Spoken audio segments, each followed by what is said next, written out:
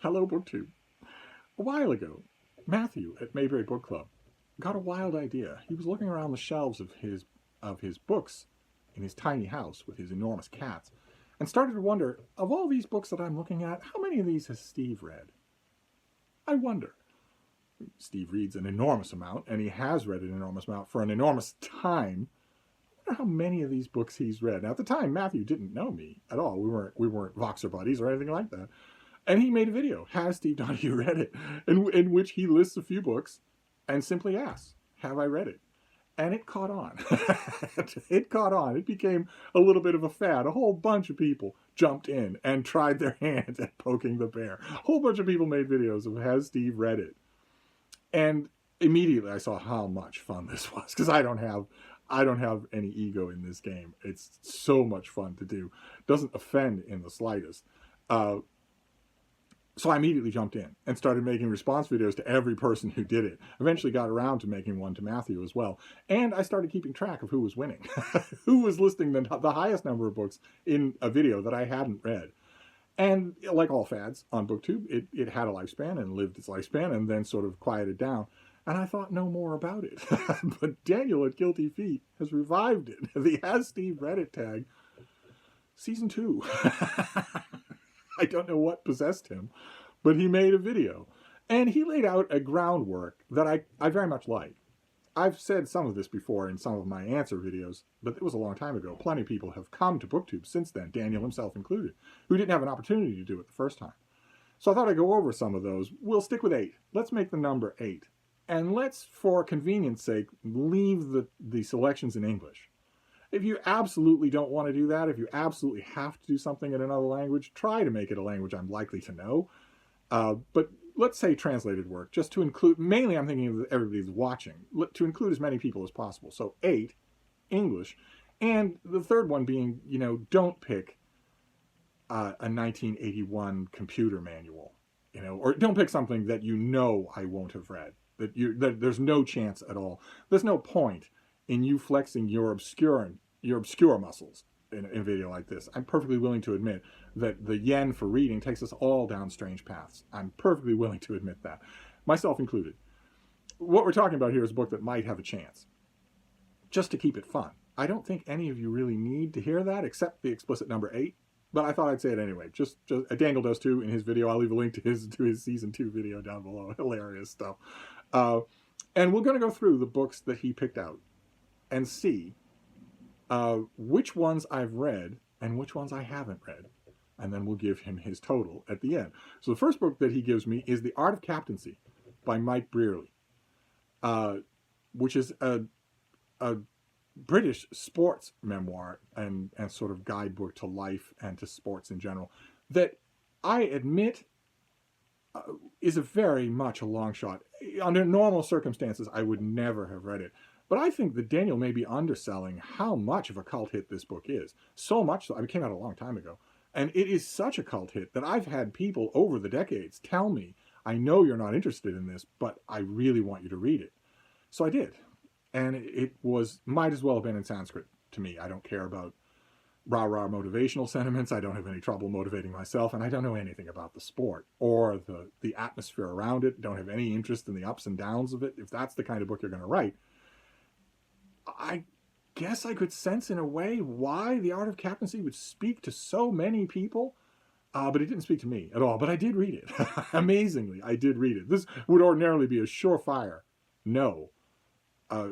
Certainly, it's a no for almost all of the books like this that have followed in its wake, but not this one.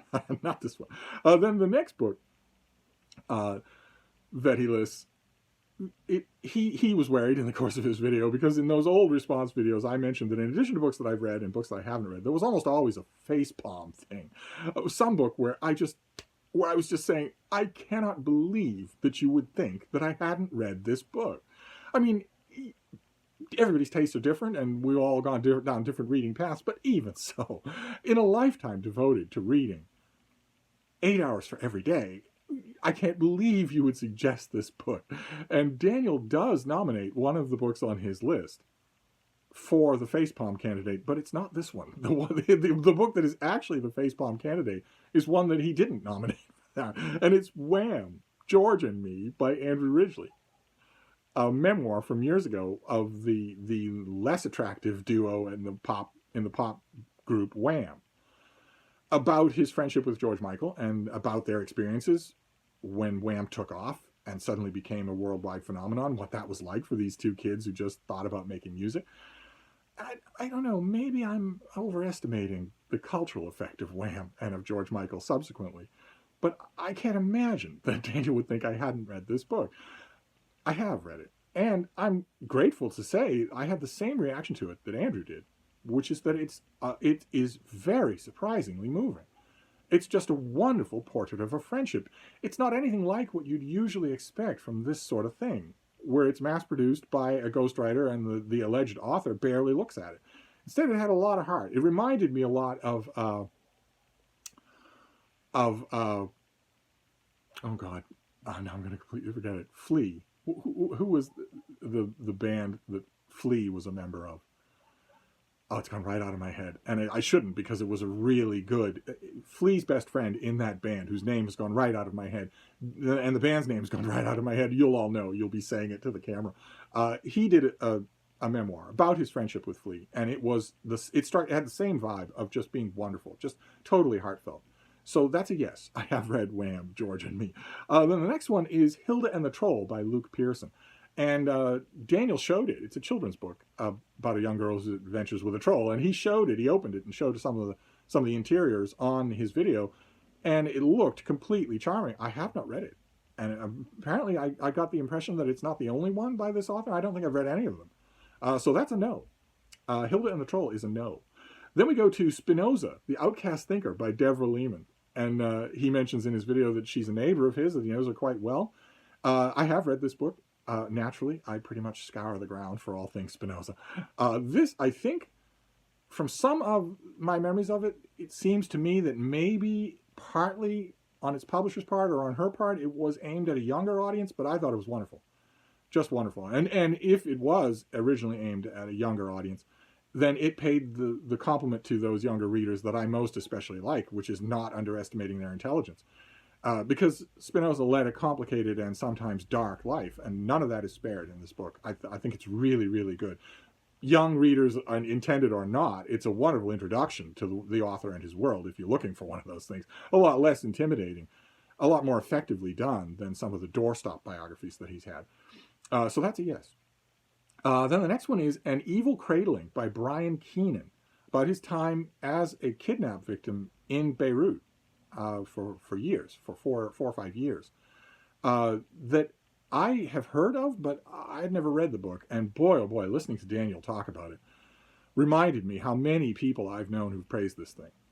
I've read around it. I've read associated books, but I've never read this one. And uniformly, the people who know this literature, this event, this period, have always said that this is the most moving and best written book of the bunch. And somehow or other, I've never read it. So it's a no, and also a deep check mark of my own TBR, to find this, grab the next copy that I see at the Brattle or whatever and give it a read, because it's long overdue.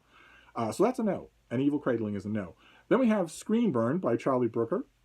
This is a yes. He is an incendiarily brilliant pop culture critic, a TV critic.